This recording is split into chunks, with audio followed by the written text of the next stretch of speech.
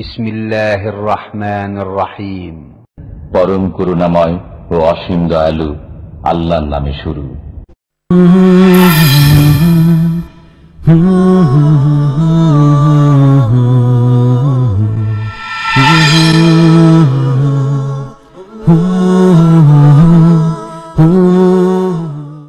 ومن أحسن قولا ممن دعا إلى الله وعمل صالحا وقال إنني من المسلمين। এই পর্যায়ে আমাদের দ্বিতীয় বক্তা সম্মানিত শেখ আবুল আখতার হাফিজাহুল্লাহ উনি আলোচনা রাখবেন।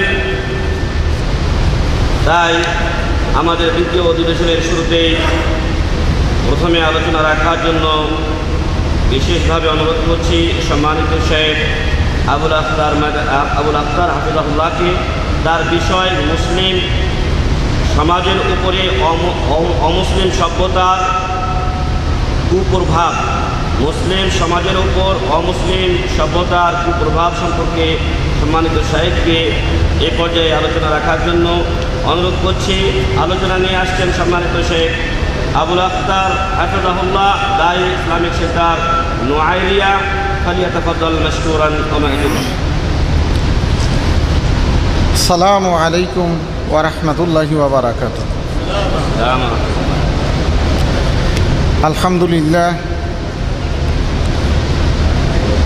আলহামদুলিল্লাহি রাব্বিল আলামিন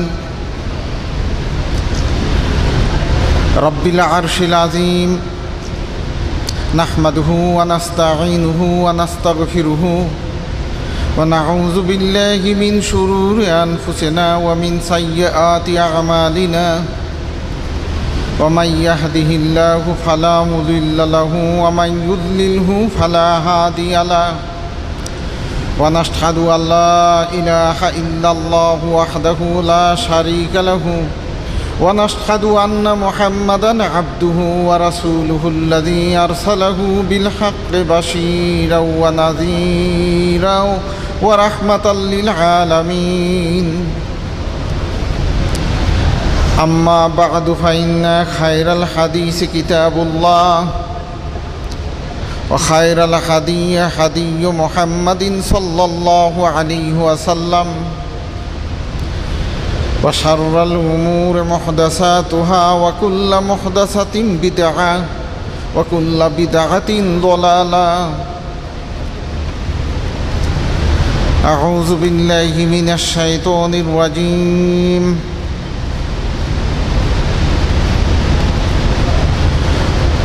واتبع سبيل من أناب إلي ثم إلي مرجعكم فأنبئكم بما كنتم تعملون।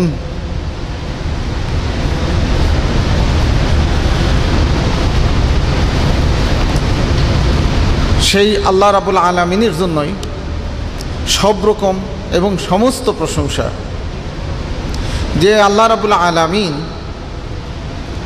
এই মাহে রমজানের প্রচণ্ড গরমেও বিদেশের মাটিতে আমাদের স্বদেশী ভাইদেরকে আমাদের এই স্বদেশী ভাষায় শোনার জন্য কিছু তৌফিক দিয়েছেন।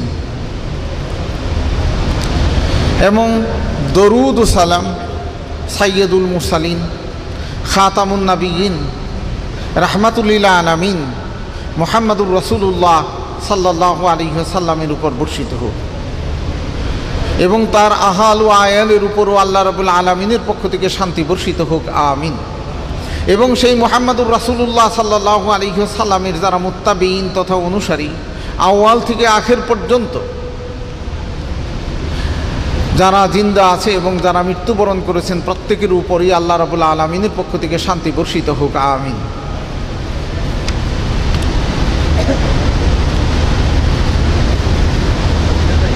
আল্লাহ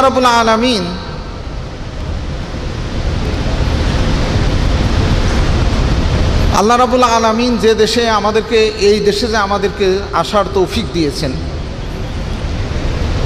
সেই জন্য আল্লাহ রাব্বুল আলামিনের শুকরিয়া করে আমরা শেষ করতে পারবো না। কেননা বিশ্বের যে সমস্ত দেশে সর্বোচ্চ তাপমাত্রা এই প্রচণ্ড তাপমাত্রার দেশগুলোর মধ্যে এটাও একটি। তাই দেখা যায় যে এই সর্বোচ্চ তাপমাত্রার মধ্যে অর্থাৎ মরুভূমির সেখানে প্রখর গরমের মধ্যেও রোজা রেখে তারপরেও শান্তিতে সুশীতল বাতাসের নিচে বসে আল্লাহ রাব্বুল আলামিন আমাদেরকে এই কোরআন এবং হাদিস থেকে কিছু শোনার তৌফিক দিয়েছেন। অথচ দেখুন, ভারত উপমহাদেশেরই বাংলাদেশ এবং বাংলাদেশের পাশেই ভারত এবং পাকিস্তান, এই দুইটি দেশের মধ্যেই দেখা যায় এই ঠিক একই তাপমাত্রায় অতিষ্ঠ হয়ে এবং ক্ষুধায় এবং পিপাসায় জর্জরিত হয়ে কতগুলো মানুষ মারা গেছে।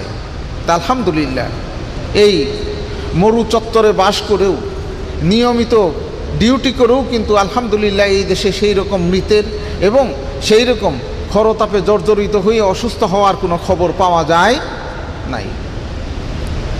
এই জন্য আল্লাহ রাব্বুল আলামিনের প্রশংসার সাথে সাথে তার শুকরিয়া আদায় করেও কিন্তু আমরা শেষ করতে পারবো না। তাই আজকে সংক্ষিপ্ত সময়ের মধ্যে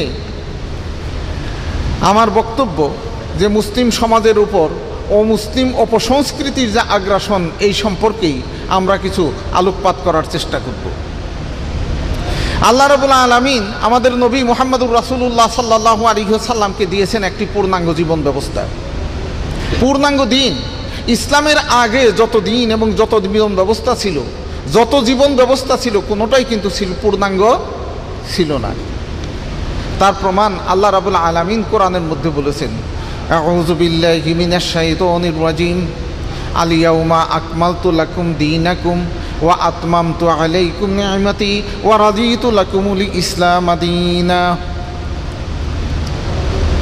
মুসলিম সম্প্রদায়কে আল্লাহ রাব্বুল আলামিন লক্ষ্য করে সেখানে বলেছেন, আল ইয়াউমা আকমালতু লাকুম দীনাকুম, আজ তোমাদের দিনকে আমি পূর্ণ করে দিলাম। আজ তোমাদের দিনকে পূর্ণ করে দিলাম। তাহলে দেখা যায় যে ইসলামের আগে যত দিন ছিল কোনোটাই কিন্তু সেখানে পূর্ণাঙ্গ ছিল না। ওয়া আতমামতু আলাইকুম নি'মাতি, এবং আমার যে নিয়ামত তাও আমি পূর্ণ করে দিলাম। ওয়া রাদিতু লাকুমুল ইসলাম দীনা, এবং দিন হিসাবে ইসলামকে তোমাদের জন্য আমি মনোনীত করলাম। ইসলামকে দিন হিসাবে মনোনীত করার মানেই শুধু কি, হাজার দানার তসবিহ নিয়ে মসজিদের কোনায় বসে থেকে সুবহানাল্লাহ সুবহানাল্লাহ সম্পূর্ণ বিবি বাচ্চা সংসার ত্যাগ করে বৈরাগ্য হয়ে সেইখানে অথবা জঙ্গলে যেয়ে ছালার চট পরে বা পাতার বসন পরে সেইখানেই ইবাদত বন্দিগি করার নাম কিন্তু সেখানে ইসলাম নয়। সংসার জীবন থেকে শুরু করে ব্যবসায়িক পর্যন্ত, সেখানে জন্ম থেকে মৃত্যু পর্যন্ত মানব জীবনে যতগুলা কাজ আছে সবগুলা কাজের বিধানই কিন্তু সেখানে দেখা যায় একমাত্র বিধি আল্লাহ রাব্বুল আলামিন সেখানে দিয়েছেন, এবং তার পূর্ণাঙ্গ রূপ দিয়েছেন আমাদের নবী মুহাম্মদুর রাসূলুল্লাহ সাল্লাল্লাহু আলাইহি ওয়াসাল্লামের মাধ্যমে। আর আমাদের নবী মুহাম্মদুর রাসূলুল্লাহ সাল্লাল্লাহু আলাইহি ওয়াসাল্লাম এই জীবন বিধান, এই সংবিধান তিনি যেভাবে পালন করেছেন ঠিক আমাদেরকে কিন্তু ওইভাবেই করতে হবে, এবং তার পরবর্তীতে তার সাহাবায়ে কেরাম যেভাবে করেছেন এই আমাদেরকে ওইভাবেই করতে হবে। তাই আল্লাহ রাব্বুল আলামিন কোরআনের মধ্যে ঘোষণা করেছেন, লাকাদ কানা লাকুম ফি রাসূলিল্লাহি উসওয়াতুন হাসানা। রাসূলুল্লাহ সাল্লাল্লাহু আলাইহি ওয়াসাল্লামের মধ্যেই রয়েছে তোমাদের জন্য সুন্দরতম আদর্শ। সেটা কিসের আদর্শ? কিসের? জন্মের পরে একজন শিশুর কানে কোন কালিমা দিতে হবে, 7 দিন বা কতদিন গত হইলে তার জন্য আল্লাহর সন্তুষ্টি অর্জনের জন্য যে কোনো অনুষ্ঠান সেইটাই ভাবে কী করতে হবে, তার আল্লাহ রাব্বুল আলামিনের সন্তুষ্টি অর্জনের সাথে সাথে এবং সেই শুকরিয়া আদায়ের সাথে সাথে ছেলে হইলে কি করতে হবে, মেয়ে হলে কি করতে হবে, তার বাল্যকাল থেকে শুরু নিয়ে কৈশোর, যখনই নাকি কৈশোর শুরু হলো তাকে কি শিক্ষা দিতে হবে, কৈশোর থেকে যৌবনে পদার্পণ করলে শরীরের মধ্যে এবং চাল চলন কথাবার্তায় আচার ব্যবহার স্বভাবের মধ্যেও যে তার কিছু পরিবর্তন দেখা দেয়। তাই শারীরিক পরিবর্তনের মধ্যেও কোনটা রাখতে হবে কোনটা ফেলতে হবে। পুরুষ যদি নাকি হয় তাহলে দেখা যায় যে তার মধ্যে মাথার চুল তো জন্ম থেকে নিয়ে গজিয়ে আসে, তারপরেও এই মাথার চুলের পরেও শরীরের বিশেষ কিছু অংশের মধ্যেও আরও নারী এবং পুরুষের কিছু চুল গজায়। কোনটা রাখতে হবে কোনটা কি ফেলতে হবে এবং কোনটা কতটুক রাখতে হবে, নারীর মাথার চুল এবং পুরুষের মাথার চুলের মধ্যে কতটুক কি বিধান, সব কিছুই আমাদের নবী মুহাম্মদুর রাসূলুল্লাহ সাল্লাল্লাহু আলাইহি ওয়াসাল্লামের মাধ্যমে আল্লাহ রাব্বুল আলামিন আমাদেরকে দিয়ে গেছেন। সাজসজ্জা আমোদ আহ্লাদ থেকে শুরু করে নিয়ে সেখানে মেয়েদের সাজসজ্জা, পুরুষের সাজসজ্জা থেকে শুরু করে নিয়ে পুরুষের পোশাক, নারীদের পোশাক, এমনকি পায়খানা পর্যন্ত, পেশাব পায়খানা পর্যন্ত কিভাবে কি করতে হবে, সব কিছুর বিধানই কিন্তু আমাদের নবী মুহাম্মদুর রাসূলুল্লাহ সাল্লাল্লাহু আলাইহি ওয়াসাল্লাম আল্লাহর পক্ষ থেকে আমাদেরকে দিয়ে গেছেন। তাই ইসলাম একটি পূর্ণাঙ্গ জীবন ব্যবস্থা। এতে যদি নাকি কোনো মানুষ সন্দেহ করে তাহলে অবশ্যই সেখানে তার ঈমান থাকবে না, এটা নিঃসন্দেহভাবে আমরা বলতে পারি। কেননা আল্লাহ রাব্বুল আলামিন সেখানে নিজেই বলেছেন, আল-ইয়াউমা আকমালতু লাকুম দীনাকুম, আজ তোমাদের দিনকে আমি পরিপূর্ণ করে দিলাম। এই দিনের মধ্যে যদি নাকি কেউ অপূর্ণাঙ্গতার কোনো কিছু দেখতে পায় এবং সেই সম্পর্কে কোনো কিছু সন্দেহ করে, তাকে মুসলিম বলা যাবে না। তাই আসি আমরা তার মধ্যে এই পূর্ণাঙ্গ জীবন ব্যবস্থার মধ্যে এবং পূর্ণাঙ্গ জীবন বিধানের মধ্যে সেখানে ইসলামী সাংস্কৃতিক অঙ্গনে অন ইসলামী সাংস্কৃতিক যে আগ্রাসন, অন ইসলামী সংস্কৃতির যে আগ্রাসন, সেটাই বা আবার কেমন। হ্যাঁ, রাসূলুল্লাহ সাল্লাল্লাহু আলাইহি ওয়াসাল্লামকে আল্লাহ রাব্বুল আলামিন সেখানে দুইটা তিহার উপহার দিয়েছেন, দুইটা দিন উপহার দিয়েছেন এবং সেই উপহারটা শুধু রাসূলুল্লাহ সাল্লাল্লাহু আলাইহি ওয়াসাল্লামের নয়, সমস্ত উম্মতে মুহাম্মদীর। তার একটা ঈদুল ফিতর আর একটা ঈদুল আজহা, একটা ঈদুল ফিতর আর একটা ঈদুল আজহা। এই ঈদুল ফিতর এবং ঈদুল আজহাকে কেন্দ্র করে রাসূলুল্লাহ সাল্লাল্লাহু আলাইহি ওয়াসাল্লাম তিনিই বলেছেন যে প্রত্যেক জাতিরই সেখানে কি একটা বিনোদনের দিন বা তিহার আছে, আমোদ আহ্লাদের দিন আছে।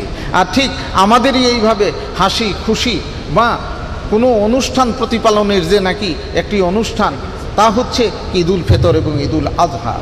এই দিনে দেখা যায় যে রাসূলুল্লাহ সাল্লাল্লাহু আলাইহি ওয়াসাল্লামের কাছেই বালিকা মুসলিম বালিকাগণ যখন কিছু গান করতেছিল দব বাজিয়ে, তখন রাসূলুল্লাহ সাল্লাল্লাহু আলাইহি ওয়াসাল্লাম তার অনুমতি দিয়েছিলেন। এটাকে অবশ্যই আমরা সেখানে ইসলামী সংস্কৃতির বাইরে কিন্তু কখনোই নিতে পারি না।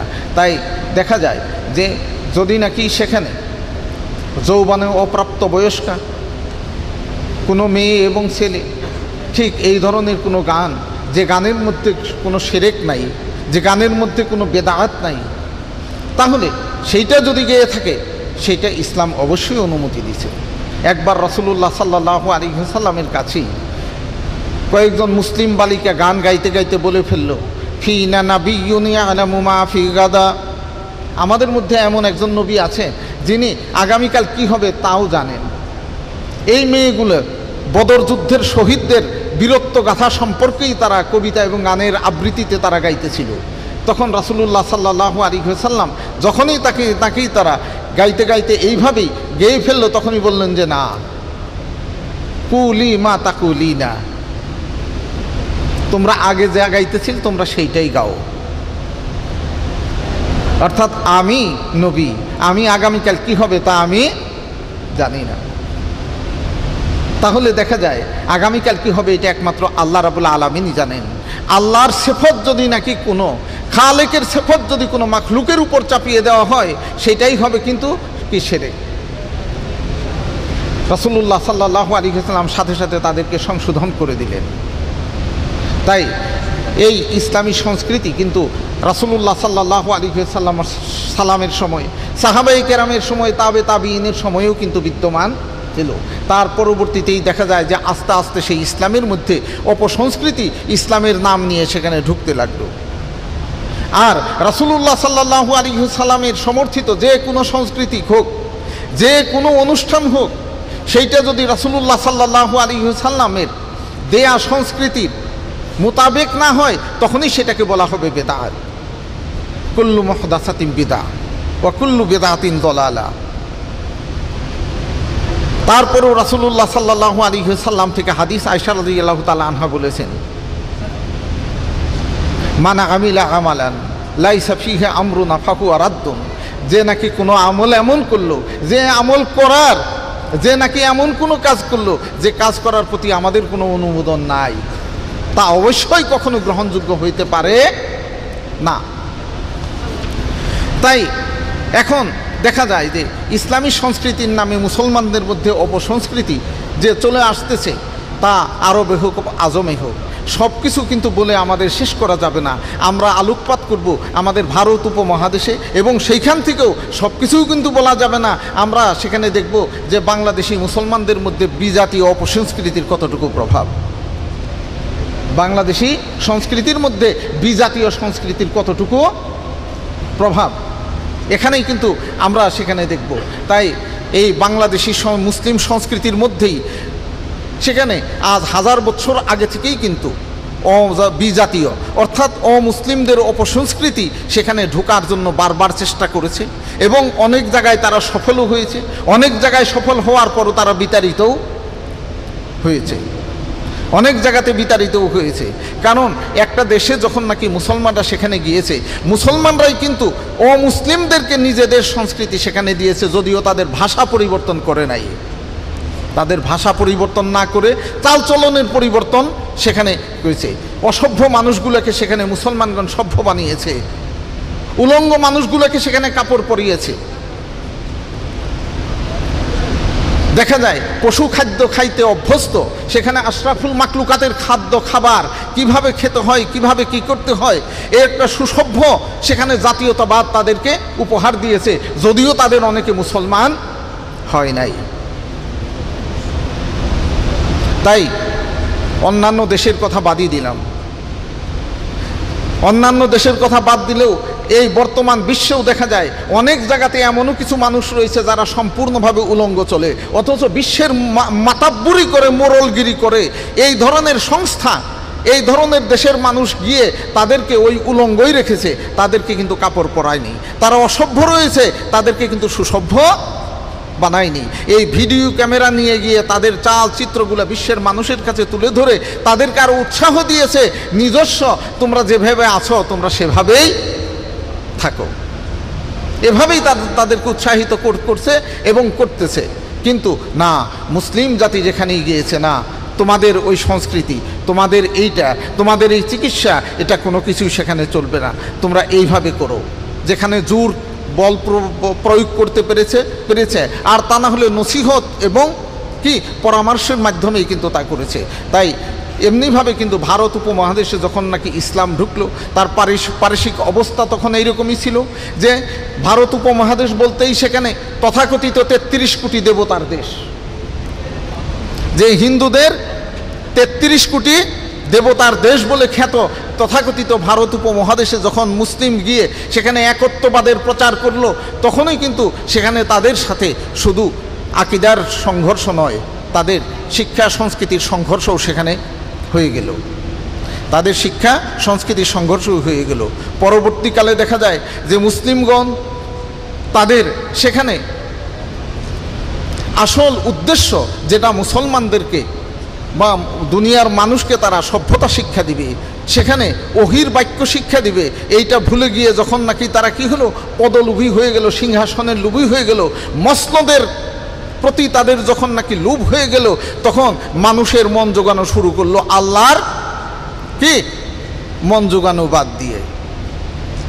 কেননা সিংহাসনকে পাকাপোক্ত করতে হলে তখন নিজের জনগণকে, রাষ্ট্রের জনগণকে নিজের পক্ষে রাখতে হবে। এইভাবেই তখন তারা কি করলো, নিজেদের গদিকে পাকাপোক্ত করতে গিয়ে তাদের জোয়ারের মধ্যে তারা ভাসিয়ে দিল।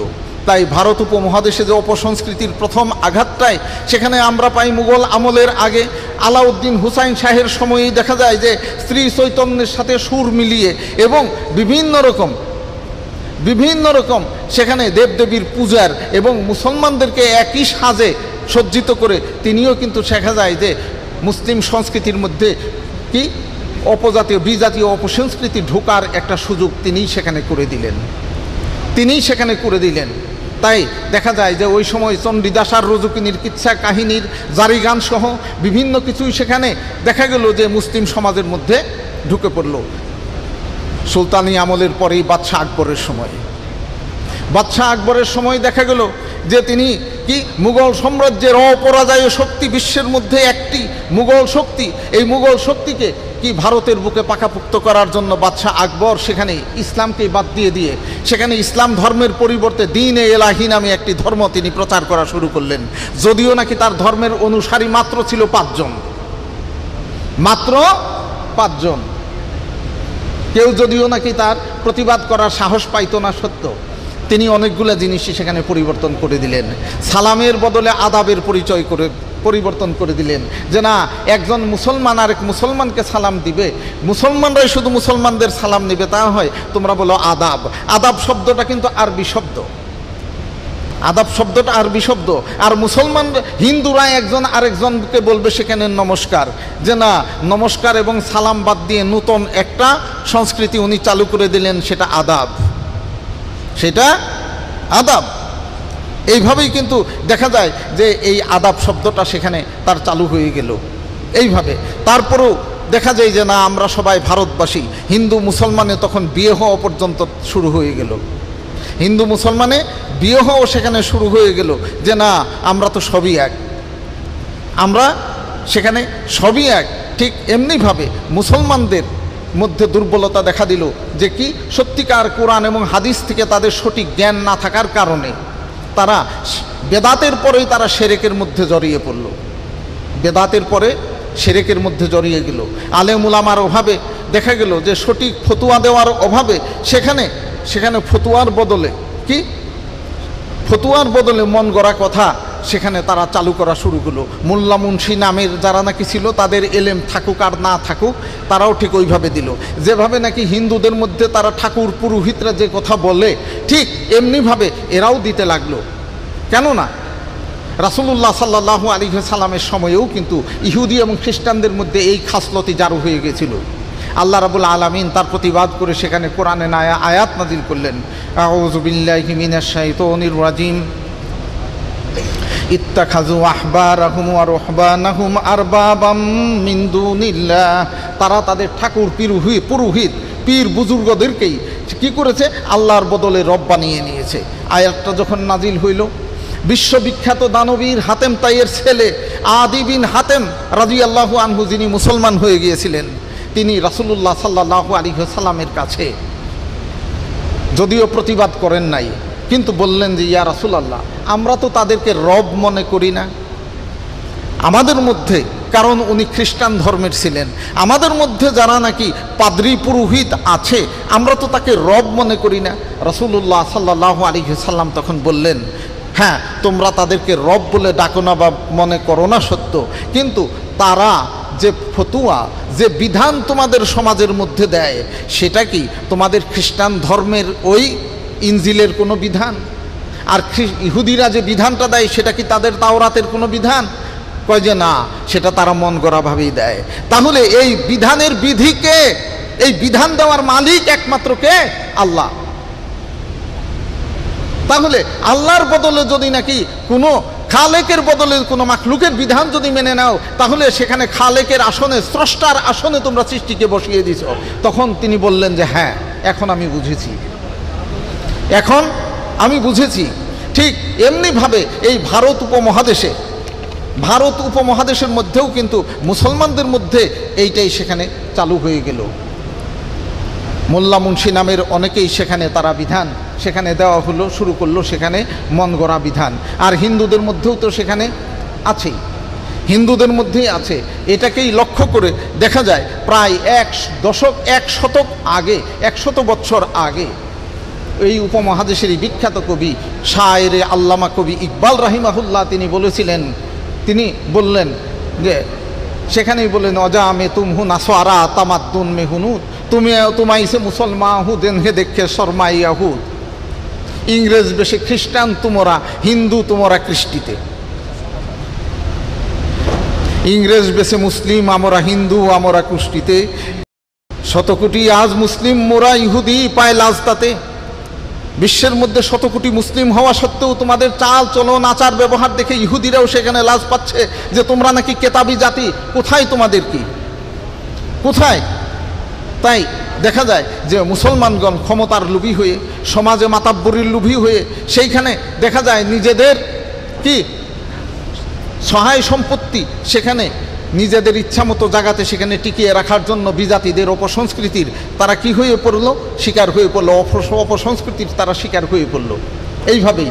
তাই দেখা যায় যে হিন্দুদের দেওয়ালি পূজার সাথে মুসলমানদের সেখানে কি হিন্দুরা যখন নাকি পূজার জন্য সেখানে কি আতপ চাল, আওলা চাল আর সেখানে দুধ দিতে লাগলো, মুসলমানরাও তাদের কি গুরুজনের মাজারে, অলিয়া উলিয়ার মাজারে, মানে স্বঘোষিত অলিয়া উলিয়ার মাজারে সেখানেও তারা বিভিন্ন রকম শিরনি এবং ক্ষীর দেওয়া তারা শুরু করলো এবং এইভাবেই কিন্তু চলে আসলো সেখানে। তারপরে দেখা গেল যে মুসলমানরাও যেভাবে নাকি হিন্দুরা যেভাবে নাকি তাদের পাদ্রী পুরোহিতদের কি বিভিন্ন রকম ফতুয়া, বিভিন্ন রকম কি আচার ব্যবহার এবং তরিকা মান্য করতে লাগলো, হিন্দুদের মধ্যেও কিন্তু তাদের মধ্যে ঠিক এই রকম আগে থেকেই ছিল, এইটাই কিন্তু চলে আসতে লাগলো। তাই আমাদের মধ্যে একজন এই বাঙালি কবি তিনি আফসোস করে বলেছেন, তোদের যেমন রামনারায়ণ, মুদের তেমন মানিক পীর, তোদের আওলা চালার দুধের সাথে মিশে গেছে মুদের ক্ষীর, তোদের শিবার শিবানীর সাথে আলী ফাতেমার মিতালি বেশ, হাসাইনকে বানাইছি কার্তিক আর হুসাইনকে বানাইছি গজগণেশ। তারা বলতে লাগলো যে তোমাদের কালী আর আমাদের ফাতেমা একজনই, একজনই, আলী আর শিব একজনই।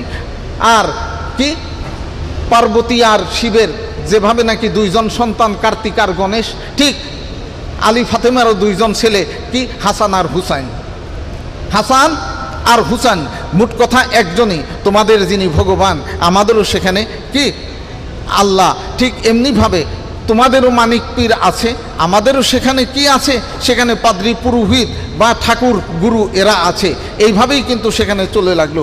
এই জন্যই যে তোমরা সবরিকলা দিয়ে আর দুধ আর আতপ চাউল দিয়ে ক্ষীর পাকিয়ে দাও আর আমরা সেটা কাঁচা দিই, সেরকম কোনো বিধান আর তো কিছু না। তোদের যেমন রামনারায়ণ, মুদের তেমন মানিক পীর, তোদের আওলা চালার দুধের সাথে মিশে গেছে মুদের ক্ষীর, শুধু রান্না করা আর রান্না ছাড়া। তারপরেও দেখা গেল যে মুসলমানরা, হিন্দুরা তাদের মন্দিরের মধ্যে হরিলুটের বাতাসা সেখানে মানত করে, আর মুসলমানরাও তখন কি করলো, মাজারের মধ্যেও সেখানে বাতাসা মানত করা শুরু করলো। হিন্দুরা যেভাবে ধূপের বাতি জ্বালাতো আর তার পরিবর্তে মুসলমানরা সেখানে আগরবাতি জ্বালানো শুরু করে দিল। যদিও কাবা শরীফের মধ্যে আগরবাতির সংস্কৃতিটা এসেছে ইরান থেকে, ইরানের এই অগ্নিপূজকদের থেকে। তারা অত্যন্ত সুকৌশলে ইরানের বারামেকা সম্প্রদায় বাদশাহ হারুনুর রশিদের সময়ই তারা এই আগরবাতি জ্বালানোর কালচারটা কাবা ঘরের মধ্যে তারা শুরু করেছিল, যা ইতিহাসের মধ্যে আছে। কারণ অত দূর যাওয়া যাবে না। তাই আমাদের এই বাংলাদেশ ভারতের মধ্যেও কিন্তু দেখা যায় যে ওরা সেখানে ধূপের বাতি জ্বালায় আর এরা জ্বালাচ্ছে আগরবাতি। এই ধোঁয়া কালচারটা সেখানে হয়ে গেল। দুইটাই সুগন্ধ, দুইটার মধ্যেই সেখানে আগুন আছে, যা তোমরা আগরবাতি জ্বালাবে আমরা ধূপের বাতি জ্বালাবো, ঠিক এমনিভাবেই সেখানে হয়ে গেল। তারপরেও দেখা গেল যে ওরা দেয় উলুধ্বনি আর এরা সম্মিলিত জিকির করে হই হই রই হই করে সেখানে কি অজ্ঞান হয়ে যায়, অজ্ঞান হয়ে যায়, হইচই রই রই করে এইরকম কিছু তারা এইভাবে তাদের মধ্যে হয়ে গেল। তারা করে কৃষ্ণের জন্মাষ্টমীর মধ্যে হিন্দুরা যখন নাকি র্যালি বাহির করে, ঠিক মুসলমানরাও কি রাসূলুল্লাহ সাল্লাল্লাহু আলাইহি ওয়াসাল্লামের ঈদে মিলাদুন নবী উপলক্ষে জশ্নে জুলুসে শানের সেখানে মিছিল তারা বের করা শুরু করে দিছে, যা বহুত আগে থেকেই, তা বহুত আগে থেকেই। ঠিক এমনিভাবেই দেখা যায় যে মুসলমানদের মধ্যে হিন্দুদের এই অপসংস্কৃতি অন্য দিক দিয়ে সেখানে ঢোকা শুরু হয়েছে। মুসলমান হিন্দুদের মধ্যে সেখানে দেখা যায় দেবতার সন্তুষ্টির উদ্দেশ্যে, সেখানে নবান্ন উদ্দেশ্যের উদ্দেশ্যে সেখানে দেখা যায় নতুন ধানের পিঠা তৈরি করে আগে দেবতার মন্দিরে কিছু দিয়ে তারপর নিজেরা খাবে। ঠিক মুসলমানরাও কিন্তু এইভাবে না, নতুন ধানের পিঠা এবং পায়েস ক্ষীর পাক করে, শিরনি পাক করে সেখানে আগে কি কোথায় দরগাতে দরগাতে, মাজারে বা পীরের দরবারে দিয়ে সেখানে আগে দিয়ে তারপরে নিজেরা খাবে। ঠিক হিন্দুরাও তাদের দেবতার নামে উৎসর্গ, এভাবেই কিন্তু শুরু হয়ে গেল। হিন্দুরা সেখানে পাঠা বলি দেওয়া শুরু করলো, মুসলমানরা পাঠার 2টা অন্ডকুশ ফেলে দিয়ে সেটাকে খাসি বানিয়ে তারা কি করলো, কি মাজারে নিয়ে সেখানে খাসি জবাই করা শুরু করে দিল। এভাবেই দেখা গেল যে অপসংস্কৃতি সেখানে চলে আসছে, মানে আল্লাহ ছাড়া অন্যের নামে।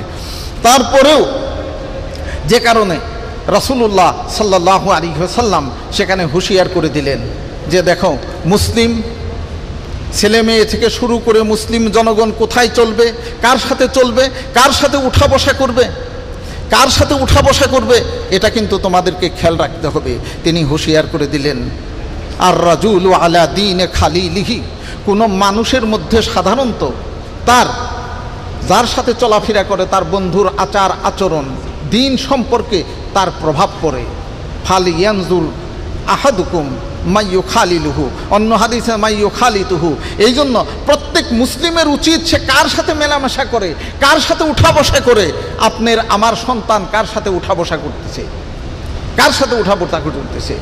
তাই রাসূলুল্লাহ সাল্লাল্লাহু আলাইহি ওয়াসাল্লাম হুঁশিয়ার করে দিয়েছেন, লা তাত্তাবিয়ান্না সুনানা মান কানা কাবলাকুম শিবরাম বিশিবরিন, শিবরাম বিশিবরিন। আরেক জায়গায় আছে হেজু আল কিজ্জাতে বিল কিজ্জাতে।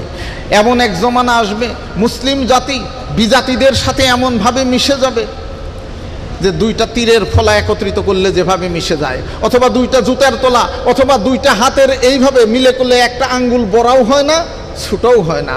জেরা আম্বি জেরাইন, এইভাবে মিলাইলে এই হাতের কুনুই থেকে নিয়ে এই হাতের কুনুই পর্যন্ত কোনোটা 1 ইঞ্চি বড়ও হয় না ছোটও হয় না। মুসলিম জাতি ঠিক এমনিভাবে বিজাতিদের সাথে মিলে যাবে। ওয়ালাও দাখালু জুহুরা দব্বিন লা দাখালতুমুহুম, তারা যদি গুইসাপের গাথা দিয়ে যায় তোমরাও গুইসাপের গাথা দিয়ে যাবে। তারা যা করবে তোমরাও ঠিক তাই করবে। মুসলিম জাতিকে লক্ষ্য করেই, সেটা শুধু আল্লাহর নবীর জমানা নয়, অনাগত ভবিষ্যতে যত মুসলিম জাতি আসবে সবাইকে কিন্তু এভাবেই রাসূলুল্লাহ সাল্লাল্লাহু আলাইহি ওয়াসাল্লাম হুঁশিয়ার করে দিয়েছেন। এবং আল্লাহ রাব্বুল আলামিন নবী মুহাম্মদুর রাসূলুল্লাহ সাল্লাল্লাহু আলাইহি ওয়াসাল্লামকেও কিন্তু ওই একটাই কথা, লাকাদ কানা লাকুম ফি রাসূলিল্লাহি উসওয়াতুন হাসানা, জিচ্ছের মধ্যে যত চাকচিক্য সংস্কৃতি আর যাই দেখো না কেন, একমাত্র রাসূলুল্লাহ সাল্লাল্লাহু আলাইহি ওয়াসাল্লামের দেওয়া সংস্কৃতি ছাড়া অন্য সংস্কৃতি কখনো গ্রহণযোগ্য হবে না। তাই মুসলিম জাতি কতটুকু সেখানে নিচে নেমে গিয়েছিল তার আরও কিছু নিদর্শন সেখানে আমরা দেখতে পাই। যে যখন নাকি 1946 সাল 45 সালের মধ্যে দ্বিতীয় বিশ্বযুদ্ধের হিটলারকে পরাজিত করে যখন মিত্র শক্তি সেখানে জিতে গেল, তখন ভারতবাসী যারা নাকি হিটলারের বিপক্ষ হয়ে ব্রিটিশের পক্ষ হয়ে যুদ্ধে অংশগ্রহণ করেছিল, তখন ভারতবাসীর দাবি যে না, আমাদেরকে ভারতের স্বাধীনতা দিতে হবে। ঠিক স্বাধীনতার ঘোষণাও হয়ে গেল না, ভারতবাসীকে স্বাধীনতা দিবে, কিন্তু কে কোন এলাকা নিবে মারামারি সেখানে শুরু হয়ে গেল। ভারতবাসী বঙ্কিমের মন্ত্রে উজ্জীবিত হয়ে বন্দে মাতারাম নামে সেখানে তারা ধ্বনি দিতে লাগলো, আর মুসলমানের গণের এক শ্রেণী সেখানে বলতেই লাগলো যে না, আমরা অখণ্ড ভারত বানাবো, সেখানে পাকিস্তান হিন্দুস্তান কোনোটাই চাই না, সম্পূর্ণটাই হবে ভারত। আবার আরেক জাতি আরেক দল সেখানে বলতে লাগলো, হাত মে বিড়ি মুঁহ মে পান লড়কে লেঙ্গে পাকিস্তান বলতে লাগলো। ঠিক ওই সময় সমস্ত বিশ্বের মধ্যে অত্যন্ত ধুরন্ধর রাজনীতিবিদ, অহিংস বাণীর নিচেই যার নাকি সহিংস ধারালু অস্ত্র লুকায়িত থাকতো, সেই দুরাত্মা গান্ধী, তাকে মহাত্মা গান্ধী আমি কখনো বলতে চাই না, যার অহিংস মতবাদের নিচেই, অহিংস মতবাদের ধুতির নিচেই, চাদরের নিচে থাকতো সহিংস ধারালু ছুরি। এ গান্ধী তখন মুসলমানদের মন জয় করার জন্য বিভিন্ন রকম খানকা, পীরের দরবার, মাজার সেখানে পরিদর্শনে চলে গেল। এই ধুরন্ধর রাজনীতিবিদ গান্ধী চলে গেল আজমিরে। আজমির থেকে ফিরে আসার পর যখন সাংবাদিকগণ প্রশ্ন করলেন, আপনি আজমিরে গিয়ে কি দেখলেন, অত্যন্ত ধুরন্ধর সুকৌশলে তিনি উত্তর দিলেন যে মাই দেখা भारत माता का 2 संतान, एक हिंदू दूसरा मुसलमान, उसमें थोड़ा सा ही कुछ फर्क है। क्या फर्क है? मैं देखा मुसलमान अपने देवता को पूछते ही मिट्टी में छुपाकर, और हिंदू अपने देवता को पूछते ही मंदिर में रखकर। তিনি বললেন যে ভারত মাতার দু সন্তান। ভারতের জাতীয় সঙ্গীত কি? জনগণ মন হে ভারত ভাগ্য বিধাতা। ক্ষমতার লোভে যে কোনো মানুষকে ব্রিটিশের রানী এবং রাজাকে তারা ভারতের ভাগ্য বিধাতা হিসাবেই সেখানে আখ্যায়িত করেছে, আজ পর্যন্ত সেটাই আছে। যাই হোক, গান্ধী উত্তর দিল, আমি দেখলাম ভারত মাতার, ভারত জননীর দুইটা সন্তান, একটা হিন্দু আর একটা মুসলমান। এখানে কিন্তু আরও ধর্মের লোক ছিল, শিখ ছিল, সাঁওতাল ছিল, হরিজন ছিল, কুল ভিল বিভিন্ন জাতি, ধাঙ্গর জাতি ছিল, সবাইকে দিয়ে, কারণ যারা সবচেয়ে প্রভাবশালী তাদেরকেই লক্ষ্য করে বলল যে না, ভারত মাতা কা দু সন্তান, এক হিন্দু দুসরা মুসলমান। তাদের মধ্যে সামান্য ফারাক, হিন্দু তাদের দেবতাকে পূজা করে মন্দিরে রেখে, আর মুসলমান তার দেবতাকে পূজা করে মাটির মধ্যে কি কবর দিয়ে। চালু হয়ে গেল সংস্কৃতি, চালু হয়ে গেল। মুসলমানরাও খুশি, হিন্দুরাও খুশি, না ভারত মাতার দু সন্তান, আমরা এটাই চাই। ঠিক এমনিভাবে দেখা গেল যে মুসলমানদেরই সৃষ্টি করা পহেলা বৈশাখ, কারণ এই বাংলা সন্ন্যের জন্মদাতা কে? বাংলা নববর্ষের জন্মদাতা মুসলমানরা। বাদশাহ আকবরের আমলে এই কি সুবে বাংলাতে দৌলত কাজী নামে একজন লোককে বাদশাহ আকবর দায়িত্ব দিল যে না, খাজনা আদায়ের সুবিধার জন্য এখানে কি সৌরবর্ষের সাথে চান্দ্রবর্ষের সময়কে মিলিয়ে তোমরা একটা নূতন বর্ষের সৃষ্টি করো, একটা বানাও, একটা ক্যালেন্ডার। তখন তারা এইভাবে যখন বানাইলো এবং নামও সেখানে ভারতের নাম অনুযায়ী সেখানে গ্রীষ্ম, বৈশাখ, জ্যৈষ্ঠ, কি আষাঢ়, শ্রাবণ ইত্যাদি দিয়ে দিল। তখন দেখা গেল যে হিন্দুরা সেটাকে, এই মাসটাকেও তাদের আরাধ্য বলে, আরাধনার সময় বলে তারা মনে করে নিল। অথচ এই বৈশাখ মাসের জন্মদাতা যেখানে নাকি মুসলমান, জ্যৈষ্ঠ মাসের জন্মদাতা যেখানে মুসলমান, হিন্দুরা সেটা নিজেদের কি পূজার সময় সেখানে বানিয়ে নিল যে না, এইটাই আমাদের ইবাদত বন্দিগির সময়। ঠিক মুসলমানদের নবান্ন উৎসবে পহেলা বৈশাখের সময় সেখানে মুসলমানদের নবান্ন উৎসবে সেখানে তারা মিলাদের সংশোধন করে দিল, কারণ হিন্দুরা সেখানে ঢাকঢোল পিটিয়ে দুর্গা পূজা, চৈত্র পূজা যখন শুরু করে দিল, আর মুসলমানরা করে দিল সেখানে মিলাদ বা অন্যান্য কিছু, কেউ কেউ পীরের নামে কাওয়ালি, কোরাস ইত্যাদি গাওয়া সেখানে শুরু করে দিল, বিভিন্ন জায়গাতে এইরকম করে দিল। শেষ পর্যন্ত আস্তে আস্তে গড়াতে গড়াতে সেই সংস্কৃতিতে এখন ইলিশ মাছ আর পান্তা ভাত পর্যন্ত গড়িয়ে গেছে। এখন ইলিশ মাছ আর পান্তা ভাত, কারণ এই পান্তা ভাতের সংস্কৃতি কিন্তু পদ্মার ইলিশ দিয়ে, ইলিশ বহু জায়গাতে পাওয়া যায়, কিন্তু সুস্বাদু ইলিশ পদ্মার পারেই। এখন ফারাক্কার বাদে যদি পদ্মা শুকিয়ে যায়, এক সময় যদি ইলিশ মাছ সেখানে বাংলাদেশ থেকে এবং ভারত থেকে বিলুপ্ত হয়ে যায়, হয়তো নতুন কোনো মাছ ধরে এনে আবার ভাতের পরিবর্তে অন্য কিছুর তারা সংস্কৃতি তারা শুরু করে দিবে, অন্যটাই কিন্তু তারা শুরু করে দিবে। তাই এইভাবেই কিন্তু আস্তে আস্তে দেখা যায় যে আমাদের সংস্কৃতির মধ্যে সেখানে গদিকে পাকাপোক্ত রাখার জন্যই এই ধরনের সংস্কৃতি সেখানে হয়ে যাচ্ছে। তারপরে দেখা গেল যে হিন্দুদের যখন নাকি হিন্দুদের সেখানে চামচাগিরিতে ব্রিটিশ সাম্রাজ্য যখন পাকাপোক্ত, মুসলমানগণ রাজ্যহারা, লাখ লাখ লাখ বিঘা সম্পত্তি যখন মাদ্রাসার নামে ব্রিটিশ সরকার বাজেয়াপ্ত করে দিল, তখন মুসলমানদের দুর্দিন। আলেম ওলামা সেখানে এলেম শিক্ষা দিতে পারছে না, তারা খেতে পারতেছে না, কোনো কিছু করতে পারতেছে না। সেখানে হিন্দুগণ কি রাজকীয় সহযোগিতায়, ব্রিটিশের সহযোগিতায় তারা বিভিন্ন সংস্কৃতি তারা গড়ে উঠল। তাদের মধ্যে মনসামঙ্গল, রামলীলা, রামকীর্তন, কৃষ্ণলীলা যখন গড়ে উঠল, তখন মুসলমানদের মধ্যেও দেখা গেল যে সেখানে কি করবে আর কি করবে, তখন তারা বিভিন্ন রকম জারি গানের মাধ্যমে বিকৃত করে সেখানে চালিয়ে দিল। ইউসুফ জুলেখার কিচ্ছা কাহিনীকে ওই চণ্ডীদাস আর রজুকিনীর কি প্রেম প্রীতির সাথে তুলনা করে তারা চালিয়ে দিল, নাউজুবিল্লাহ। সেখানেই তারা চালিয়ে দিল। পরবর্তীতে এসে দেখা যায় যে মুসলমানগণ যদিও চেষ্টা করেছে হিন্দু সংস্কৃতি থেকে মুসলমানকে বাঁচানোর জন্য, তারা বিভিন্ন রকম কিচ্ছা কাহিনীর তারা আশ্রয় নিয়েছে। যেমন সোনাভানের পুঁথি, গাজী কালুর পুঁথি, সোনাভান বলে আমি যাব মদিনায়, হানিফা কেমন মর্দ দেখিব তাহায়। এই যে তারপরে গাজী কালুর পুঁথিরও সেখানে তারা জন্ম দিল সত্য, কিন্তু মুসলমানকে অপসংস্কৃতি থেকে কিন্তু বাঁচাতে পারল না। কেননা সুন্দরবনে মৌমাছির মধু কাটতে গিয়ে সেখানে হিন্দুরা সেখানে দোহাই দেয় কি একজনের দেবদেবীর দোহাই দেয় আর মুসলমানরা দোহাই দেয়, সেখানে বনদেবী দোহাই গাজী কালু চম্পাবতীর দোহাই লাগে, কারণ সমস্ত সুন্দরবনের বাঘ আর কুমির নাকি সেখানে গাজী কালুর মুরিদ হয়েছিল এক সময়। এভাবেই তাদের সংস্কৃতি সেখানে চলে আসতেছে। এখন পর্যন্ত উত্তরবঙ্গ থেকে তবলিগ জামাতে অনেকেই তবলিগে আখেরি জমান মোনাজাত করতে আসে না, তারা আসে টঙ্গীর নাবি বিবি সোনা ভানের দিঘি দেখতে। এখানে এসে তারা কি বাতাসা পর্যন্ত মানত করে, কোন কালের কোন সময়কার সুলতানি আমলের একটা ভাঙ্গা সেখানে পুকুর আছে, সেই পুকুরের ঘাটলাতে এইটাই নাকি সেখানে সোনা ভানের দিঘি। 30 মণ দুধের সাথে করে জল পান, 80 মণ খোয়াখানা খায় বিবি সোনা ভান। সেই সোনা ভান পরবর্তীতে মুসলমান হলো, তার নামেই তারা মানত করে যাচ্ছে। ঠিক এমনিভাবেই কিন্তু আমাদের সংস্কৃতি কোথায় থেকে কোথায় চলে যাচ্ছে।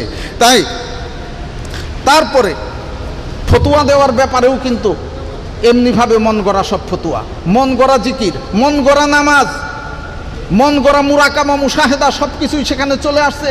আজ বাংলাদেশের মধ্যে যতগুলা পীর দেখতেছি, তারা যে মুরাকাবা মুশাহেদা ধ্যানের মাধ্যমে যতগুলা এবাদত বন্দিগির নূতন নূতন রকমারি ফর্মুলা বাতলে দিয়েছে, সেগুলো কি কোরআন হাদিসে আছে? কোনো অস্তিত্ব পাওয়া যায় না। জিকিরকে জিক্রে জলি আর জিক্রে খফির নামে সেখানে নাচানাচি, লাফালাফি, দাফাদাফি করে সেখানে দেখা যায় যে বান্দরের মতো লাফালাফি সেখানে তারা শুরু করে দেয়। এটা কোথাকার মুসলিম সংস্কৃতি? সাহাবায়ে কেরাম, তাবেঈন, তারপরেও মুহাদ্দিসিনে কেরাম, আইম্মায়ে চতুষ্টয়, ইমাম আবু হানিফা, ইমাম মালিক, ইমাম শাফি, ইমাম আহমদ বিন হাম্বলের মধ্যে কি এই ধরনের কোনো কিছু ছিল? কোনো কিছু পাওয়া যায় না। ঠিক এই ধরনের সংস্কৃতি আমাদের মধ্যে ধর্মের নামে চাপিয়ে দিছে, যেটাকে হিন্দুরা আবার তাদের কীর্তনের মধ্যে সেখানে নিয়ে গেছে। ঠিক এমনিভাবেই ফতুয়া দেওয়ার ব্যাপারেও এরা যে ফতুয়া দিবে কোরআন হাদিসে থাকুক আর না থাকুক। আমার এক জ্যেষ্ঠ মুরব্বী তিনি একদিন বলছিলেন যে এলাহাবাদ থেকে ট্রেনে আসতেছি, দেখলাম কিছু বাঙালি মহিলা এবং নারী পুরুষ তারা ট্রেনে উঠেছে গঙ্গা জল নিয়ে। গঙ্গা নদীতে ডুব দিলেই তাদের কি হয়ে যায়?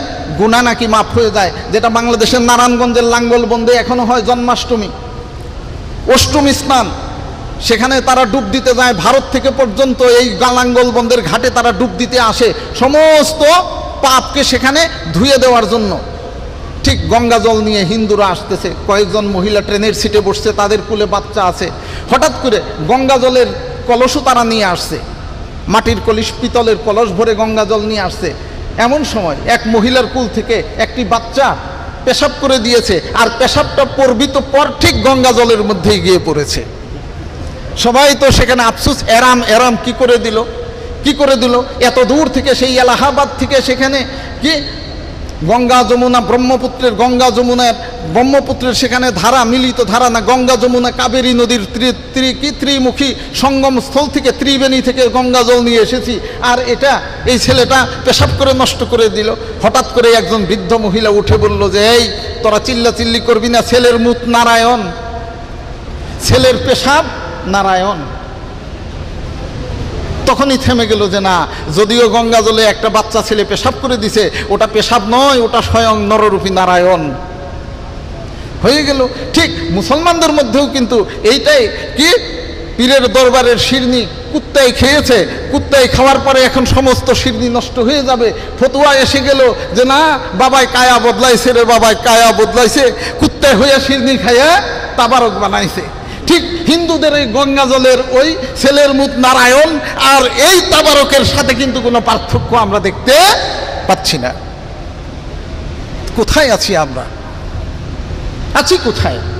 ঠিক এমনিভাবেই বিয়ে শাদী থেকে নিয়ে শুরু করে পর্যন্ত সব কিছুই সেখানে আমাদের এই অপসংস্কৃতির সুবলে কিন্তু জর্জরিত, এখানেই আমাদের জর্জরিত।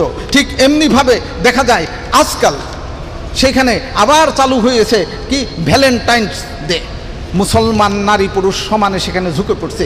কে ছিল সেই ভ্যালেন্টাইন্স? সে একজন পুরুষ, যিশু খ্রিস্টের, ঈসা আলাইহিস সালামের প্রতি তার অগাধ ভালোবাসা ছিল। সেখানে পুরুষের প্রতি পুরুষের ভালোবাসা অথবা একজন নবীর প্রতি তার ভালোবাসা, কিন্তু সেটারও কোনো ঐতিহাসিক ভিত্তি বলতে কোনো কিছু নাই। আর আজ সেই পশ্চিমা অপসংস্কৃতি, যেটা বস্তা পচা সংস্কৃতি, সেটাই আমাদের মধ্যে ঢুকে এখন সেটা ভালোবাসা দিবসে পরিণত হয়ে গেছে। তারপরে আসলো এখন কি, স্বাদের লাউ বানাইলো মোরে বৈরাগীর সংস্কৃতি। হ্যাঁ, 21শে ফেব্রুয়ারিতে ফুল দিয়ে শহীদের আত্মার প্রতি নারী পুরুষ সমানে এখন শহীদ কাকে বলে এটা আর এই স্বল্প সময়ের মধ্যে বলতে চাই না। শহীদ কাকে বলে আপনারা আলেম উলামার কাছে জেনে নেবেন। তারপরে দেখা যায় যে পহেলা বৈশাখের সংস্কৃতির মধ্যে শাড়ির মধ্যে যখন ওই লাউ আর একতারার ছবি থাকবে, এইটাই হবে পহেলা বৈশাখের গেঞ্জি। যুবকরা গেঞ্জি পরছে, জামা পরেছে, তার বুকের মধ্যে একটা ছবি আছে একতারা। এইভাবেই তার মধ্যেও বিভিন্ন রকম বাউল নামের কুলাঙ্গার এই সমাজের মধ্যে যাদের জন্ম হয়েছিল তাদের মাধ্যমেও কিন্তু আমরা অপসংস্কৃতির বেড়াজালে সেখানে জড়িত হয়ে গেছি। সেখানে দেখা যায় তার মধ্যে লালন একজন। কি সুন্নত দিলে হয় মুসলমান, নারী লোকের কিবা বিধান, বামন চিনি পৈতার প্রমাণ, বামনি চিনি কেমনে, তার কথা এইটাই সেখানে। তারপরেই দেখা যায় যে জাতের ব্যাপারে জগৎ জুড়ে যথাতথা শুনি সেটা জাতের কথা না, জাতের ব্যাপারে কোনো কিছুই নাই। রাসূলুল্লাহ সাল্লাল্লাহু আলাইহি ওয়াসাল্লাম বিদায় হজের দিন সেখানে পরিষ্কার বলে গেছেন, আজকে আরব এবং অনারব, কুরাইশ এবং বেকুরাইশ, কৌলিন্যের যত রকম অহংকার আমার পায়ের নিচে আমি দাফন করলাম। জাহেলিয়াতের যুগের শত্রুতা যত কিছু সব কিছু আমি দাফন করলাম। একজন সেখানে নাকবুচা কৃষ্ণকার নিগ্রু দাসকেও যদি তোমাদের আমির বানিয়ে দেওয়া হয় তবু তোমরা তার ইত্তেবা করবে, তার অনুসরণ করবে, এইটাই। আর তারপরেও আল্লাহ রাব্বুল আলামিন সেখানে ঘোষণা করে দিলেন, ইন্না আকরামাকুম ইনদাল্লাহি আতকাকুম, তোমাদের মধ্যে সবচেয়ে সম্মানিত ওই ব্যক্তি যে নাকি আল্লাহকে সবচেয়ে বেশি ভয় করে। কিন্তু আজ পর্যন্ত হিন্দুয়ানি সংস্কৃতির আর জাহিলিয়াতের সংস্কৃতির মূলেই আজ দেখা যায় যে আমাদের মধ্যেই জোনপুর থেকে পীর সাহেব আসলেন, আবার অনেকেই পীর সাহেবের দাবি করে তার সৈয়দ বংশ। তারপরে আওলাদে রসুল হিন্দুদের মধ্যে যেভাবে নাকি চুর হোক আর গুন্ডাত হোক, ব্রাহ্মণের ছেলে ছাড়া কখনো পৈতা পড়তে পারবে না, ঠিক এইভাবে পীরের ছেলে পীর ছাড়া আর কেউ নাকি পীর হতে পারবে না। চরমোনাই পীর সাহেব যতই বলি, পীরের ছেলেই সেখানে গদ্দিনশীন পীর, যেভাবে নাকি ব্রাহ্মণের ছেলেই সেখানে ব্রাহ্মণ হচ্ছে, যদিও চুর হোক আর গুন্ডা হোক যাই হোক না কেন, পূজা দেওয়ার ক্ষমতা একমাত্র তার। তাই এই ধর্মের নামেও কিন্তু অপসংস্কৃতি আমাদের মধ্যে ঢুকিয়ে দিছে। তার একমাত্র কারণ কোরআন এবং হাদিস থেকে আমরা দূরে সরে গেছি। তাই কবি ইকবাল সেখানে দুঃখ করে বলছেন যে হি জমানা মে তু মুআজ্জাজ থে মুসলমান হুকার, আজ তো জলিল ওখার হু গয়ে তারেকে কুরা হুকার। এক জমানা ছিল যে তোমাদের সমস্ত বিশ্ব জুড়ে তোমাদের সেখানে সুখ্যাতি, তোমাদের মর্যাদা ছিল একটাই কারণ যে তোমরা ছিলে মুসলিম। এখানে মুসলিম বলতে খাঁটি মুসলিম। আজ তোমরা আল্লাহর কোরআন ছেড়ে দেওয়ার কারণেই তোমাদের উপর লাঞ্ছিত বেইজ্জতির সেখানে জগদ্দল পাথর তোমাদের সামনে সেখানে উপস্থিত হয়েছে। এইটাই সেখানে হয়েছে। সবক পর ফের সদাকাত কা, দিয়ানাত কা, সুজাআত কা, আমানত কা, কাম লিয়া জায়েগা তুচ্ছে দুনিয়া কি ইমামত কা। আবার তোমাদের সেই সত্যবাদিতা, তোমাদের আমানতদারি, তোমাদের সত্যিকার সেখানে ইমানের সবক তোমরা আবার পড়ো, তোমাদের বীরত্বের সবক পড়ো, দুনিয়ার নেতৃত্ব তোমাদের কাছে আসবে। তাই মুসলিম জাতিকে সেখানে করা, তাদের ইমান থেকে সরিয়ে নেওয়ার জন্যই কিন্তু এই সাংস্কৃতিক আগ্রাসন বলতে যদিও নাকি কুণ্ঠাবোধ করছি। বর্তমান ঈদের বাজারে কিছু পোশাক নেমেছে, আমি 2 দিন আগে পত্রিকায় দেখলাম 2জন মানুষের নামে 2টা পোশাক নেমেছে। সেই পোশাক কেনার জন্য খুব হিরিক পড়ে গেছে। একটা নরেন্দ্র মোদী কোন জামা গায়ে দিয়ে আসছিল, আর কোন মাপলারের মতো একটা জামা গামছা সেখানে ঝুলাইয়ে রাখছিল, আর মমতা ব্যানার্জি কোন শাড়িটা পরে আসছিল, কোন ধরনের এই ধরনের কালচার কিন্তু শুরু হয়ে গেছে। এইটাই শুরু হয়ে গেছে, যেভাবে এইটাই শুরু হয়ে গেছে যে এইটাই বিক্রি শুরু হয়ে গেছে। তাই মুসলমানরা আজ পর্যন্ত শুধু নামে মাত্র মুসলমান, আমরা আছি কোথায়? তাই একমাত্র যদি মুসলমানিত্ব টিকিয়ে রাখতে চাই, আমাদের শিক্ষা, আমাদের সংস্কৃতি, আমাদের যে তাহজিব তামাদ্দুন আছে সেটাকেও এইভাবেই রাখতে হবে। যে কারণেই রাসূলুল্লাহ সাল্লাল্লাহু আলাইহি ওয়াসাল্লাম বলছেন, মান তাশাব্বাহা বিকাউমিন ফাহুয়া মিনহুম। কৃষ্টি, কালচার, আচার আচরণে কোনো জাতি যদি, কোনো মুসলিম যদি অমুসলিমের সাথে মিলে যায়, হাসরের দিনতে ঠিক তাদের দলভুক্ত হয়ে উঠবে, তারা দলভুক্ত হইবে। উমর রাদিয়াল্লাহু আনহু একবার একজন যুবককে দেখলেন যে তার পিছের ঘাড়ের অংশটুকু, মাথার এইটুকু চেঁচে ফেলছে এবং রেশমি কাপড় জামা, রেশমি জামা গায়ে দিয়েছে, সে জানে মুসলিম নামধারী। তখনই উমর রাদিয়াল্লাহু বললেন যে মান তাশাব্বাহা বিকাউমিন ফাহুয়া মিনহু। কোনো জাতি যদি কৃষ্টি, কালচার, পোশাক আশাকে বিজাতিদের মতো হয়, তাহলে হাসরের দিন সে তাদেরই দলভুক্ত হবে। এখন অনেকে বলে সেটা তো মাটির নিচে যাওয়ার পর, উপরেরটা আগে দেখি, উপরেরটা আগে দেখি। না, যারা এই কথা বলে আমরা তাদেরকে কখনো সঠিক বা খাঁটি মুসলমান হিসাবে আমরা আখ্যায়িত করব না। গরুখুর মুসলিম ছাড়া আর কোনো কিছুই না। তাই ভাই আসুন, আমাদের ছেলে মেয়েদেরকে বিদেশের কষ্টার্জিত পরীক্ষা কি টাকায় কোনো স্কুলে কোন জায়গায় ভর্তি করতেছি, কোন একাডেমিতে ভর্তি করতেছি, আমাদেরকে কিন্তু খেয়াল রাখতে হবে। জেদ্দাতে বাংলাদেশি স্কুল পরিদর্শন করতে গিয়ে দেখলাম বাংলাদেশি সেখানে কিশোরী বালিকাদেরকে ভারতীয় সেখানে নৃত্যশিল্পীদেরকে দিয়ে ট্রেনিং দিয়ে সেখানে দেখা যাচ্ছে নাচ গানের ট্রেনিং সেখানে দেওয়া হচ্ছে। নাচের গানের অনুষ্ঠান তো ঠিক মতোই সেখানে আছে, মানে অন্য কোথাও থেকে পায় নাই, ভারত থেকে আমদানি করে তাদেরকে দিয়ে ট্রেনিং দিয়ে এইটাই করতেছে। কিন্তু কোথায় কোথায় মুসলমানিত্ব শুধু গরু খাওয়ার মধ্যে নয়, খাতনা করার মধ্যে নয়, আর ঈদ আর কুরবানির মধ্যে নয়। ঈদ আর কুরবানির মধ্যেই ইসলাম সীমাবদ্ধ নয়।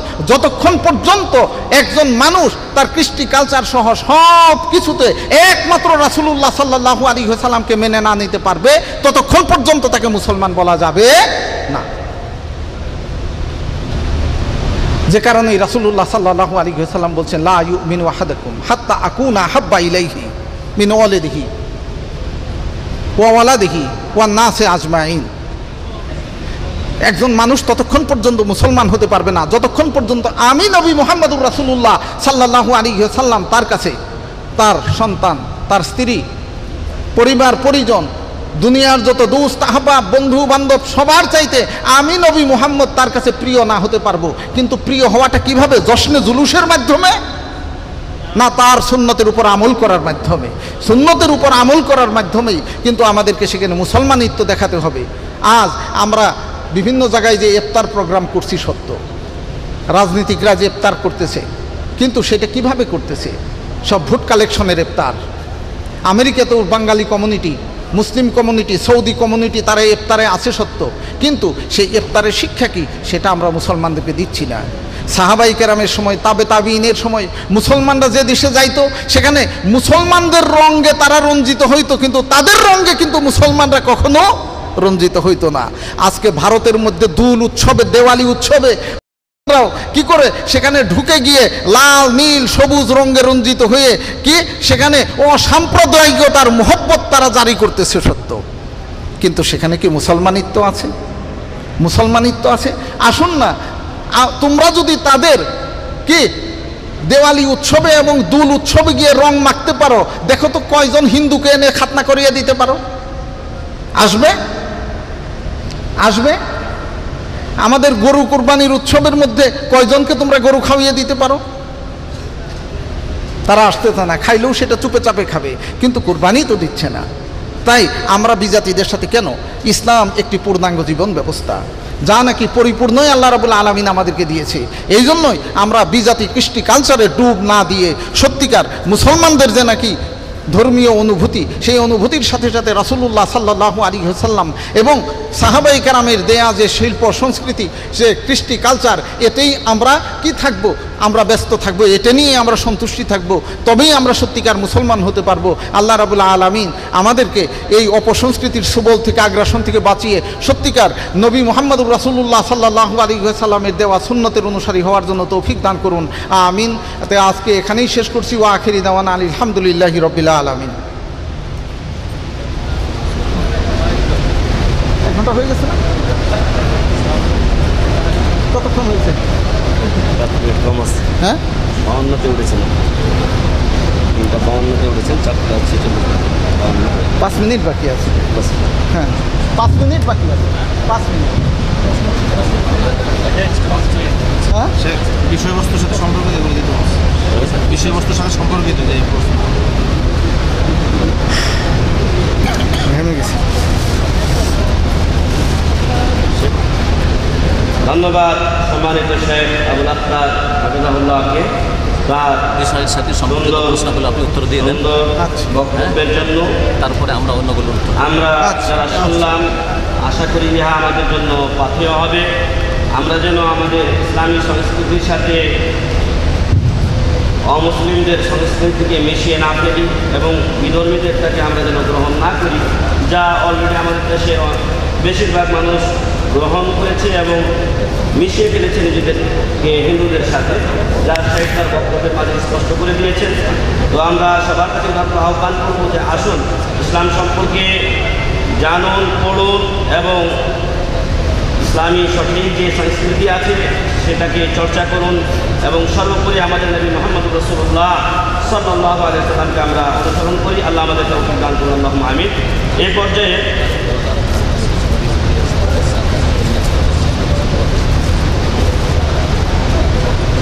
পর্যায়ে আমাদের প্রশ্নোত্তরের পালা। যারা আপনারা প্রশ্ন করেছেন উত্তর দিচ্ছেন সম্মানিত শাইখগণ।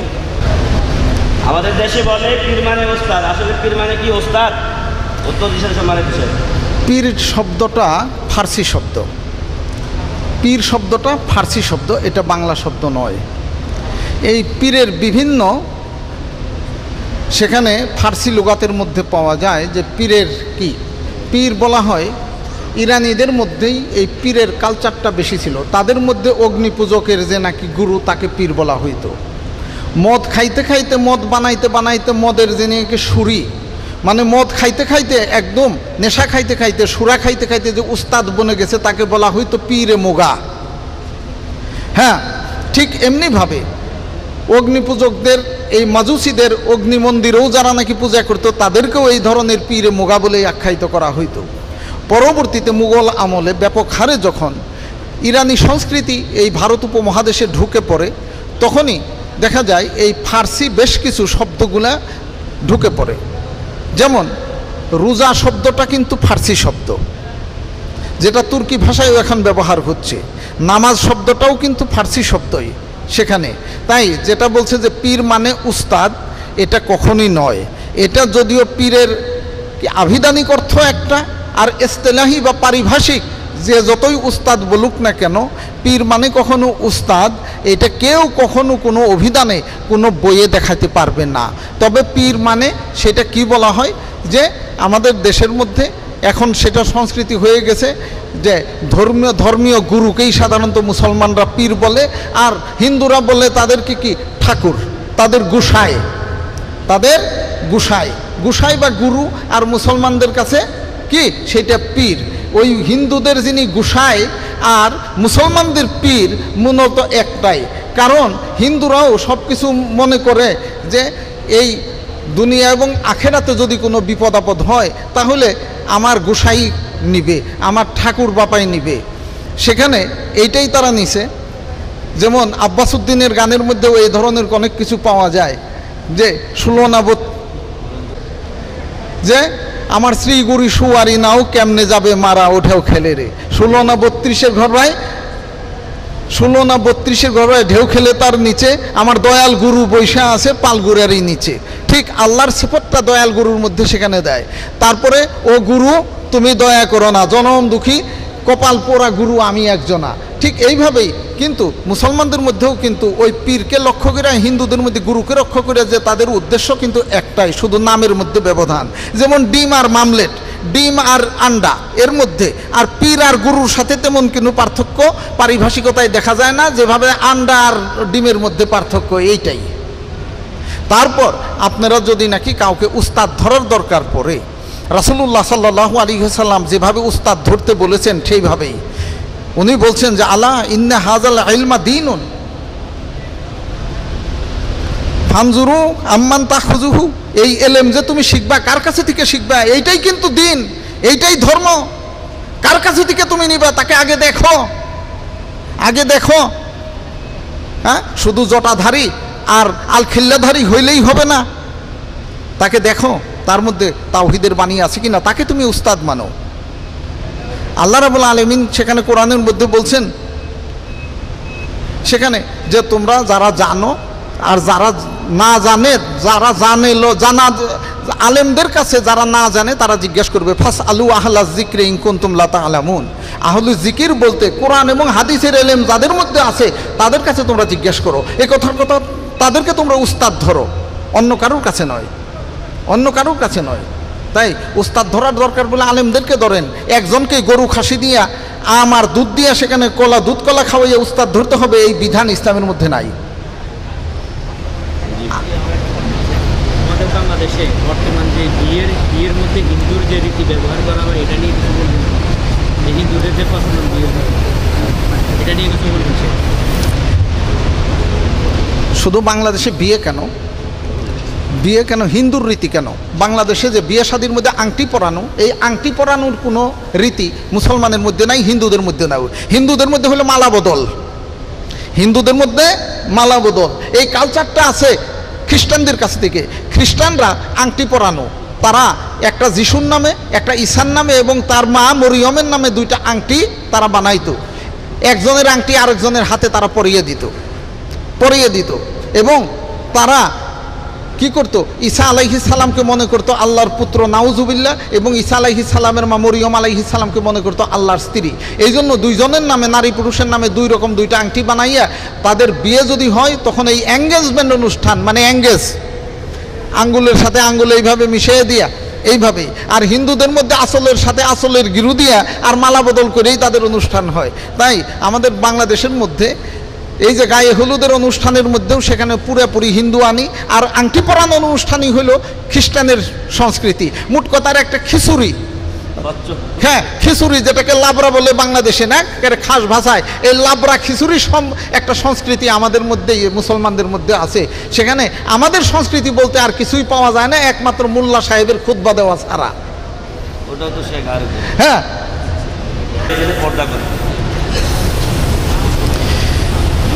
মেয়েরা ঘরের মধ্যে প্যান্ট পরে, সেই ঘরটা কি পায়খানার ঘর?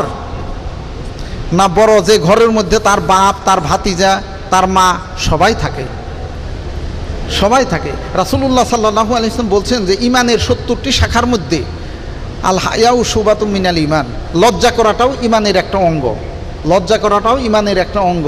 একটা মেয়ে তার সম্পূর্ণ বুকের এবং তার কি সম্পূর্ণ রান, সম্পূর্ণ সব কিছুই, লোভনীয় অঙ্গগুলা, যে অঙ্গগুলা দেখলে পুরুষ মানুষ পাগল হয়ে যায়, এই অঙ্গগুলা কি তার বাপের সামনে, ভাইয়ের সামনে, তার ভাতিজার সামনে খুলে দিবে? তাদের সাথে পর্দা করা, তাদের পর্দা নাই সত্য, কিন্তু তাই বলে কি উলঙ্গ হয়ে দিবে? প্যান্ট তো অনেক রকম হতে পারে। সে প্যান্ট যদি নাকি টাকনুর নিচ পর্যন্ত হয় সেটা হলো এক প্যান্ট, আর একটা প্যান্ট যদি নাকি কি তার রানের উপর পর্যন্ত সেখানে আন্ডারওয়্যার মানে কোনো রকম হয়, সেইটা কি? এখন প্যান্ট কোন জাতীয় প্যান্ট এটা তো আমরা জানি না। আর গেঞ্জিটা যদি নাকি ঢোলাডালি হয়, যে গেঞ্জিতে সম্পূর্ণ এখান থেকে ঢেকে থেকে নিয়ে ঠিক টাকনু পর্যন্ত অথবা তার গিরা পর্যন্ত ঢাকে, তাহলে সেটা আলাদা কথা। গেঞ্জির মধ্যে যদি কুচি দেওয়া থাকে যেটা নাকি তার বুকের সৌন্দর্যকে ঢেকে দেবে, তাহলে সেটা আলাদা কথা। আর সেই গেঞ্জিটা যদি টাইট ফিট শরীরের লোভনীয় অঙ্গগুলো বাহির করে দেয়, সেটা কোনোদিনই জায়েজ হবে না। কারণ রাসূলুল্লাহ সাল্লাল্লাহু আলাইহি ওয়াসাল্লাম বলছেন এমন এক জমানা আসবে যে এই মুসলিম নারীরা এমন পোশাক পরবে, পোশাক পরেও তারা উলঙ্গ থাকবে, পোশাক পরেও তারা উলঙ্গ থাকবে। আর এই প্যান্ট গেঞ্জি পরে প্যান্টের নিচে আর গেঞ্জির নিচে কি জিনিস আছে তা উপর দিয়েই সহজে বোঝা যায়, সেটা সম্পূর্ণ হারাম ছাড়া আর কোনো কিছুই না। আসসালামু আলাইকুম ওয়া রাহমাতুল্লাহি ওয়া বারাকাতুহু। বিসমিল্লাহির রহমানির রহিম। আলহামদুলিল্লাহি রাব্বিল আলামিন ওয়াস সালাতু ওয়াস সালামু আলা সাইয়্যিদিল মুরসালিন নবিয়িনা মুহাম্মদ ওয়া আলা আলিহি ওয়া সাহবিহি আজমাইন ওয়া বাদ। সময় নাই যে আপনাদেরকে বেশি কথা শোনাবো, তবে আমি আজকের যে আলোচনাগুলি হলো দুটো বিষয় সম্পর্কে বিশেষ করে সম্মানিত মেহমানগণ আলোচনা করেছেন। একটি হচ্ছে যা আসর পরে পরে আলোচনা হয়েছে যে বিষয় সম্পর্কে, তা হচ্ছে যে মুসলিম জাতির ওপর অমুসলিম সভ্যতার কুপ্রভাব বা আক্রমণ। এই বিষয়টি অত্যন্ত গুরুত্বপূর্ণ। মুসলিম জাতির প্রতিটি ক্ষেত্রে আজকাল হিন্দু সভ্যতা, ইহুদি খ্রিস্টানদের সভ্যতা, বিশেষ করে আমরা যেসব দেশে বাস করি হিন্দুদের পাশে থাকার কারণে এই সভ্যতার কুপ্রভাব পড়েছে খুব বেশি। শিরক, বিদাত আর সুফিবাদ, পীরতন্ত্র আর এইরকম বিবাহ শাদী জীবনের প্রতিটি ক্ষেত্রে, এমনকি রাজনৈতিক ক্ষেত্রেও গণতন্ত্র, ধর্মনিরপেক্ষতা, মানুষের তৈরি করা বিধান ও সমস্ত ক্ষেত্রে কাফের ইহুদি নাসারাদের সভ্যতা, আর না হলে হিন্দুদের সভ্যতা বিবাহ শাদীতে, আকিদা আমলে। হিন্দুরা দুর্গা পূজা করে, মুসলিমরা দুর্গা পূজা করে, আর এর বাতিল ঘোষণা আল্লাহ পাক লা ইলাহা দিয়ে করে দিয়েছেন। আল্লাহ ছাড়া কেউ নেই। সুতরাং এই কাফেরদের যে সভ্যতাগুলি রয়েছে, যার সমর্থন কোরআন এবং হাদিসে নেই, ইসলামে নেই, সেগুলিকে পরিহার করুন, মগজ থেকে বের করে ফেরুন, সমাজ থেকে বিতাড়িত করুন, ইসলামী জীবন গড়ুন। এই একটি বিষয়। দ্বিতীয় যে বিষয়টি ছিল, আমাদের সম্মানিত শেখ মদিনা মুনাওয়ারা থেকে এসেছেন শেখ জাহেদ সাহেব, তাঁর সেটা হচ্ছে জান্নাতুল ফিরদাউস যাওয়ার উপায়। সেটা রয়েছে কালেমা তাইয়্যিবার দ্বিতীয় অংশে ইল্লাল্লাহ। যতক্ষণ পর্যন্ত তৌহিদ প্রতিষ্ঠা করবেন না, শিরক মুক্ত হয়ে যতক্ষণ পর্যন্ত তৌহিদ প্রতিষ্ঠা করবেন না, আর তৌহিদ অতক্ষণ প্রতিষ্ঠিত হবে না যতক্ষণ পর্যন্ত নবী মুহাম্মদ রাসূলুল্লাহ সাল্লাল্লাহু আলাইহি ওয়াসাল্লামের তরিকায় না আসবেন। সুতরাং মুহাম্মদ রাসূলুল্লাহ সাল্লাল্লাহু আলাইহি ওয়াসাল্লামের তরিকায় আসুন, ইবাদত বন্দেগী সবগুলি আল্লাহর জন্য খাস করুন, আকীদা আমলে শিরক মুক্ত হন। আজান হয়ে যাচ্ছে, এই হচ্ছে আমার দরখাস্ত। এই বলে আজকের সভার সমাপ্তি ঘোষণা করছি। আর আপনাদেরকে বলছি যে আপনাদের শিখার প্রয়োজন রয়েছে। এ কথা মনে করিও না যে নামাজ রোজা করে জান্নাত চলে যাব, কারণ ভুল পথে যদি নামাজ রোজা হয় কখনো জান্নাত পাওয়া যাবে না। শিরকি আকীদা নিয়ে, বেদাতি তরিকা নিয়ে নামাজ রোজা হচ্ছে, এইভাবে জান্নাত পাওয়া যায় না। সৌদি আরব থেকে তৌহিদ শিখে যান, সুন্নত শিখে যান, কোরআন এবং হাদিসকে মজবুত করে ধরতে শিখেন। আর এই শেষ দরখাস্ত করে আবার রমজান পরে আমাদের ইসলামিক সেন্টার আপনাদেরকে ডাকছি। ইসলামিক সেন্টার আসুন, আসার পরে আপনারা সেখান থেকে দিন শিখুন। আমাদের ছাত্র ভাইরা মাশাআল্লাহ যারা আরবি কোর্স করেছে, আরবি ভাষা কোর্স, কোরআন বুঝতে পারবে আলহামদুলিল্লাহ, 8 মাস কোর্স করেছে, তাদেরকে আমরা সার্টিফিকেট দিলাম। আপনাদের সকলকে উৎসাহিত করছি, আপনাদের জন্য দরজা খোলা আছে, ফ্রি দরজা খোলা আছে। এখানে আমার আলোচনা শেষ করছি। আল্লাহ পাক যেন আপনাদের সকলকে দিন দুনিয়ার কল্যাণে তৌফিক দান করেন।